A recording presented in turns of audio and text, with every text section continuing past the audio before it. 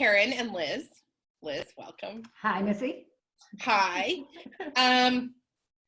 We just want to get started by asking you to just quickly introduce yourself and talk about how you got into the mortgage industry. Okay, I joined the mortgage industry on April Fool's Day, 1972. Who knew, right? Well, I got into the mortgage industry. I was a purchasing agent before, and it was just a monotonous job. And what I realized when I got into the mortgage business, that it is almost the same thing. You're purchasing money, you're negotiating deals, you're negotiating with clients, and you're getting the deal closed and the paperwork delivered. So it was kind of like the same thing. In the mortgage business, I'd been in it for 28 years. 10 of those years, I started my own mortgage company with my sister. I was the loan officer. She was a CPA, so she handled all of the licensing, all of the, the accounting. And so about 4 years into us starting our mortgage company, she was diagnosed with breast cancer. And the reason that we sold the company is because it was just before she was, passing away, I guess. I don't want to use the word. But so I decided to, let me go back and say during the time we had our mortgage company, we also had a real estate company. We had an appraisal firm. We had a co-owned a mortgage company with the builder. And then after she had passed away and we sold the mortgage company, I decided I was going to try to train loan officers online. And that was back, Missy and Liz, in the year 2000. So think about doing an online seminar in the year 2000, and we started it at that particular time. And just to set it up, this is incredible to me now, it was like $5,000 just to set up the video and the audio. And then because it was still emerging technology, it was costing about $1,000 a seminar to set it up. Now, it was amazing, but it was way back when and early. So since that time, I've been writing articles for mortgage magazines. I have my own online magazine. We also created a website called mortgagegirlfriends.com in 2007. And the reason that we did that is because a group of us women would attend seminars, and we would probably be a handful of women at the seminars.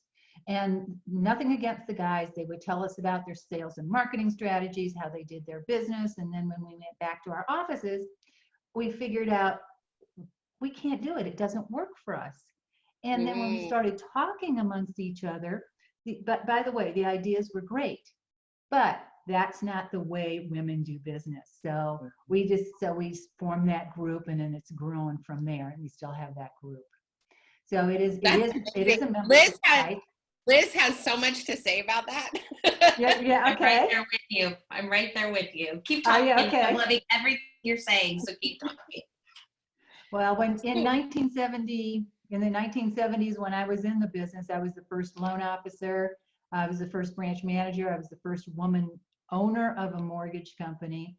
And when I started, this is the one thing that I always remember, is that when I started my mortgage company, my niche was new construction. So I had a lot of builders, of course, all men. And so I had a competitor who had a mortgage company who went to one of the builders and said, I don't think you should continue to do business with her. Women don't run mortgage companies, and she's going to go bankrupt in 6 months. Good old days. Oh, yeah. Oh, don't get me started. Yeah. But you know what I did?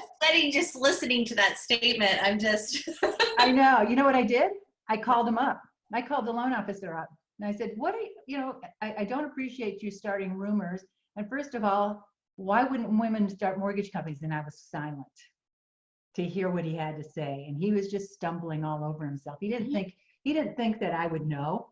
I said, hey, he can't get away with it because he's going to tell other people, so I might as well confront him. So anyway. That's really what we have to do.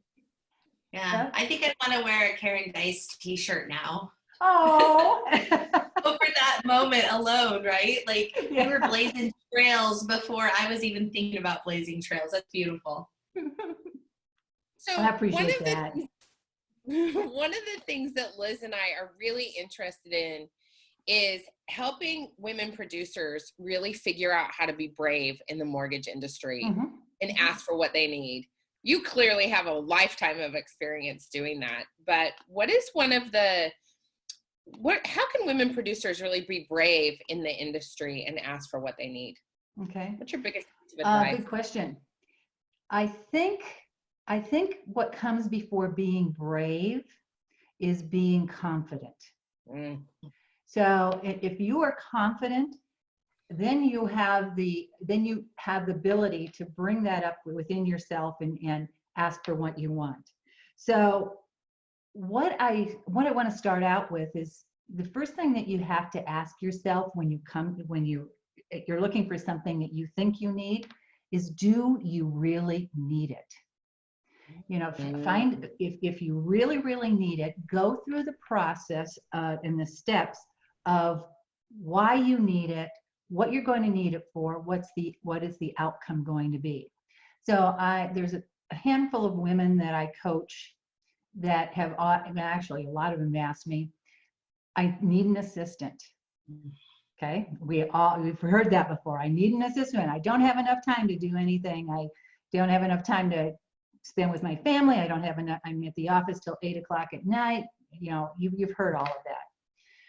When I first hired my assistant, it was when I was working with my sister, who was a CPA who had to have the numbers. I had to justify an assistant to my sister.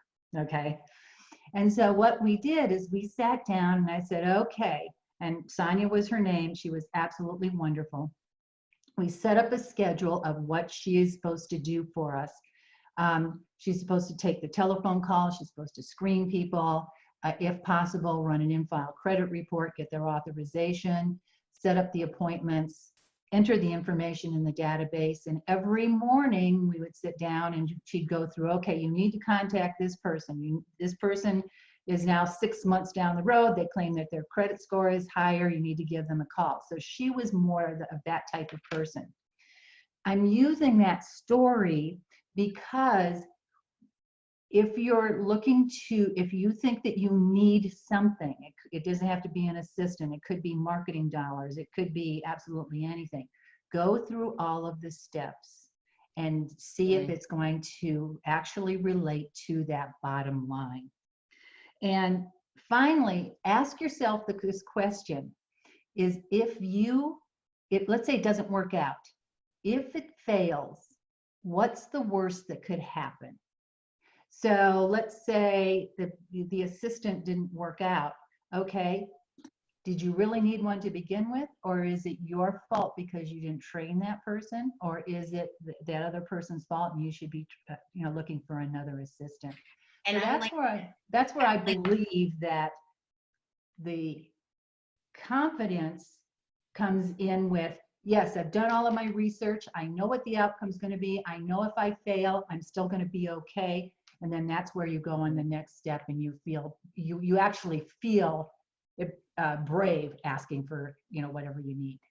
Would also like to add on the assistant piece, you have to be a really good communicator with that assistant and be sure that they understand and you're communicating what their job is.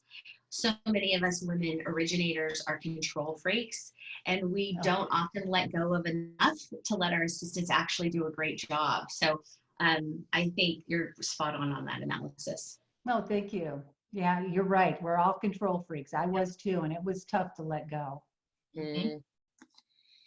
So Liz and I have done a lot of talking about what she wishes she would have known in the beginning of her career, especially in the mortgage industry. Mm-hmm. So what do you wish you would have known in the beginning of your career that no one shared with you? It was all about the database. Mm-hmm. I found, it's so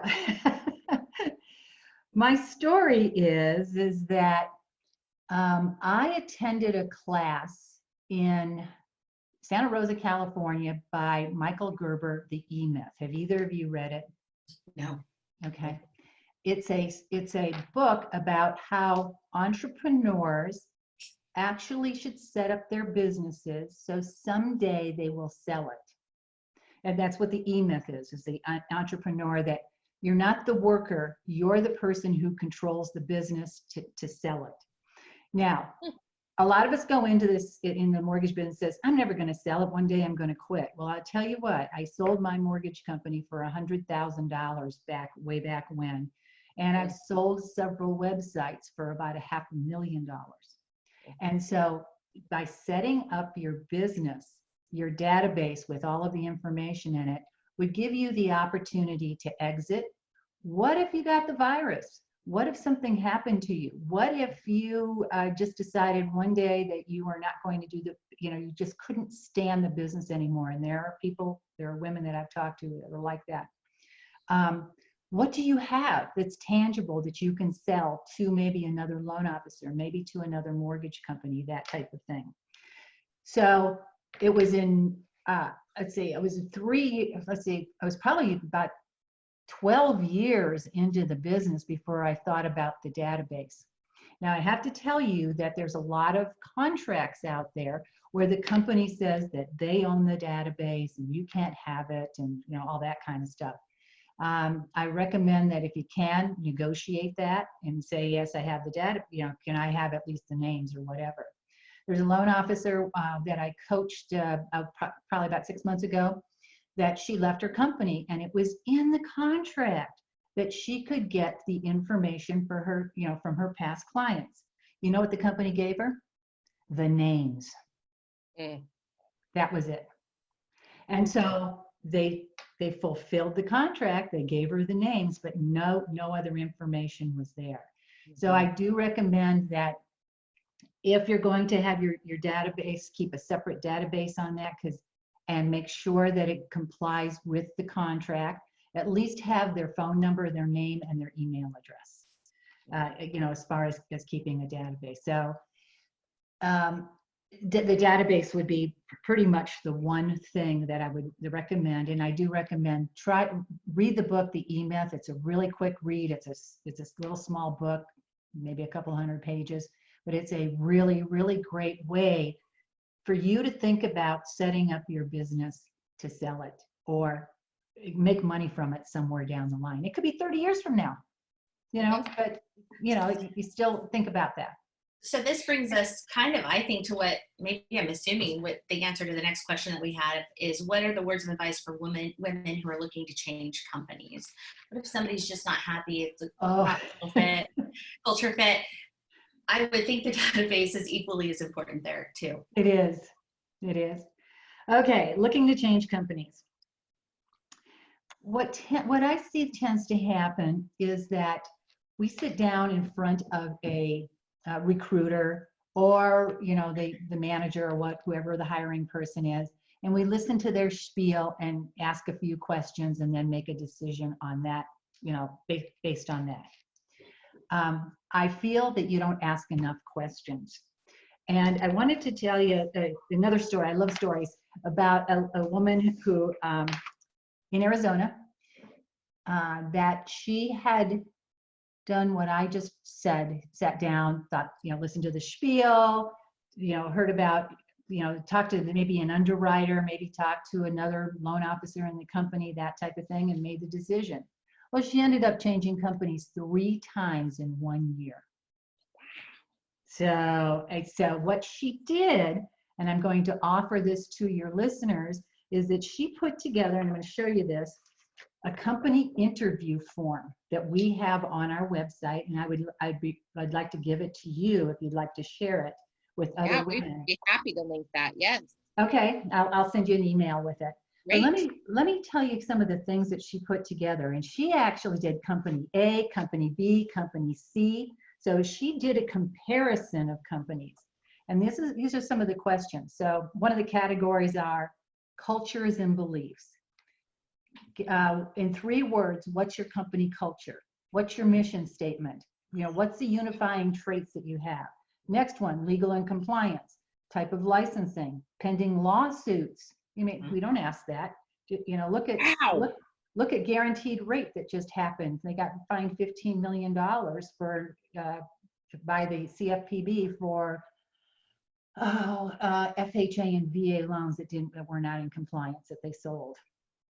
Operations, what kind of software do you have? What kind of help desk do you have? Processing, the number of processors, who's going to process it? What's the processor's experience? Who have they processed for before? Underwriting, capital markets, who are your investors? So she put this together. By the way, I'm only showing you 2 pages. There's like 8 pages. Oh, fantastic. And this is where women can make a informed decision. Now, here's the thing. Not all of these are going to be filled in, but what you're hoping for is that most of them are that fit how you operate your business and how you do business. So I will email. Great tool, Karen. That's such an awesome tool. I didn't put it together. She did, and she shared it with everybody. Oh, that's great. So I appreciate that. Good for her. Do you have a favorite negotiating secret? Well, I do. Take a class on negotiating. I've taken 2 of them. And at we have a mastermind retreat every year. And at our mastermind retreat 2 years ago, we brought in a top woman attorney in Chicago who negotiates deals for McDonald's, AT&T, I can't remember the other companies, but she was 4'5". I mean, she was this little teeny tiny little girl. And what was really cool to me is that everything matched. In fact, she had her clothes made and her shoes made her shoes with fabric on it that matched her clothes. But she was a fireball, and if she walked into a room, you would probably dismiss her in a minute. But she talked about the negotiation techniques, and there are 6 to 10 of them that I recommend that people learn about. But a couple that I'd like to share with you is, first of all, if you're going to negotiate, do your research first. Mm-hmm. Do the research. Yes. Especially when a client says to you, or a real estate agent says to you, your closing costs are too high, your rate's too high, compared to, blah, blah, blah, blah, blah. Well, then check it out and see. I wrote an article called Spying on Your Competition. And I don't mean like spying, but I really do, because you need to know what your competition is doing in order to sell against them. Mm-hmm. So, excuse me. So if they have a program that's unique out there, find out what that program is all about. And it may not be you, it may be one of your friends who, calls and finds out what it's all about, or getting the information. And then figure out if you have something better to offer than what that special program is. If you don't, let them go. I mean, I've competed with banks that every now and then had special programs. I go with them. It's the best program out there. I can't help you with it. But if you can find out what it is and have something better, that's part of your negotiation, tools. The second part of it is ask questions. Always ask a ton of questions. So, for example, Liz, let me kind of go through this with you. So, Liz, why did you get in? And we're going to pretend like you're a real estate agent, okay? Okay. So, Liz, why did you get into real estate? I really wanted to be my own boss, and I wanted to make my own hours and make lots of money. All right. And what did you do before you got into real estate? I worked in finance in the auto industry. Oh, okay. So you have a financial background. That's really cool. Tell me a little bit about your financial background. I just sat in a back room and negotiated deals with some credit unions for people to buy cars. Okay. And so how has that helped you with your real estate career? It helped me because I'm not afraid to talk to people. Okay. I can talk to anybody. All right. And so tell me a little bit about the transactions that you've had and the mortgage side of things. What's the one thing that really bothers you about that? I think I know how things work, and it's just not going fast enough, and I don't get good enough communication from my loan officers. Okay. So look, we're talking, and now I forgot to preempt this by saying, this is negotiating to do business with this person. I always look at it's not a sales call, it's a negotiation. So by going through all of the questions and then ending up saying, so Liz, can you, if we were to do business together, how would you propose that we do that? Well, I would want you to communicate with me every step of the way. I want to know what's going on with the loan process. And what do you define as communication? I would like a weekly call. Okay. So you see how every time she answers that you ask another question till you get to the final thing. So her whole thing is she's a weekly call. So here's what I would ask her again is, so are the other loan officers that you're dealing with giving you weekly calls? No, sometimes I get an email update, but rarely a weekly call. So would you rather have a call or an email? I'd like a call. Okay, all right, so you see where that's going. Now, Yeah. and then you're asking for the business, you're negotiating that, how are we going to do business together? And then I also look at negotiation, and the one thing I learned from my classes and from this attorney that made the presentation is there should always be a win for everybody. Nobody loses, nobody wins, nobody will get everything, nobody will get, but don't leave the table without, devastating somebody or them getting nothing. So there should always be a win-win at the end. I love that. That is so great. That is just it's so refreshing. Oh, thanks. Thank you. Karen, what is one empowering idea that you want to share with women producers to really empower them? Well, one of the things that I always see that we're talking about the confidence piece of it, but the other part of it is that I feel women should use their intuition more. And men tend to think logically in regards to, oh, well, this is going to happen and this is what I should do.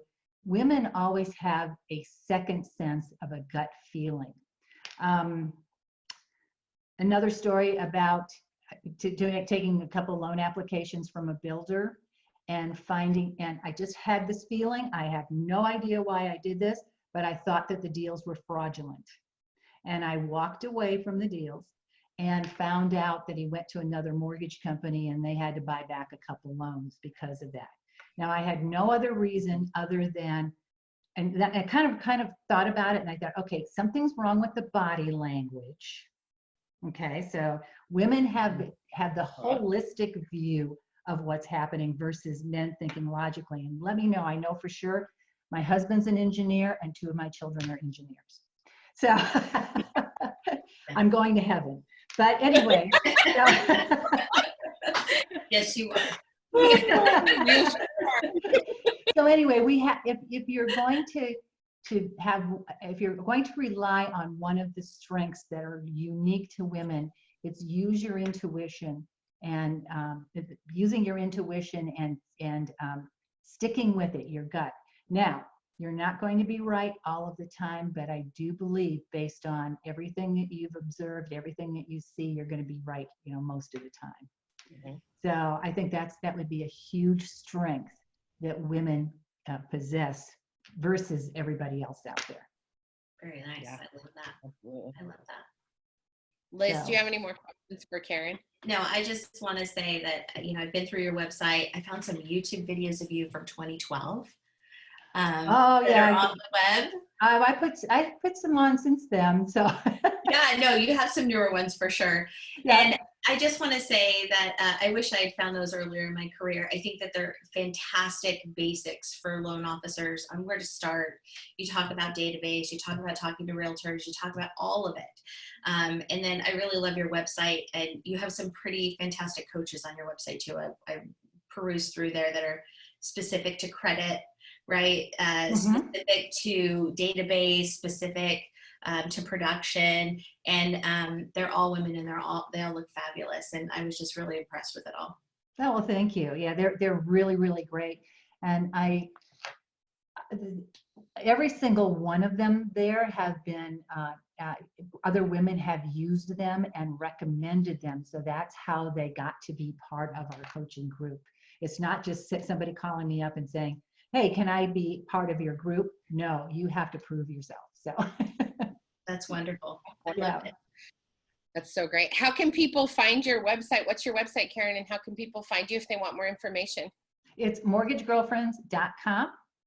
And you can request a free virtual tour. I'll do a video conference, show you around the website, kind of find out a little bit about your background and show you around the information. You get the coaching. There is also, as part of the membership, a private Facebook page, and that's where all the networking happens. There are tons of referrals back and forth. People, women share their marketing ideas.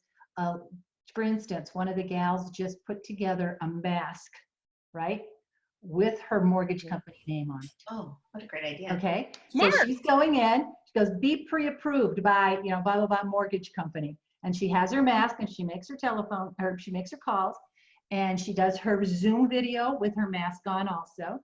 And so she posted that on there. So people asked her where you bought it from, how much you paid for it, how you use it. And so that's the type of conversations and the networking that go on as part of the membership. Love that. That's fantastic.